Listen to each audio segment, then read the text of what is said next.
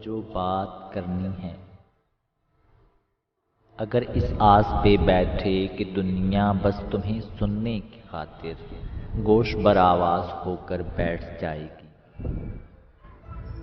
तो ऐसा हो नहीं सकता। जमाना एक लोगों से भरा फुटपाथ है जिस पर किसी को एक लम्हे के लिए रुकना नहीं मिलता।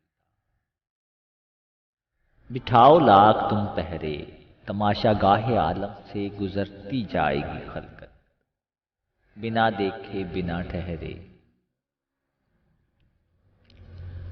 जिसे तुम वक्त कहते हो, धुंधलका सा कोई जैसे जमीन से आसमां तक है। ये कोई ख्वाब है जैसे, नहीं मालूम कुछ इस ख्वाब की मोहलत कहाँ तक है। करो जो बात करनी है, करो जो बात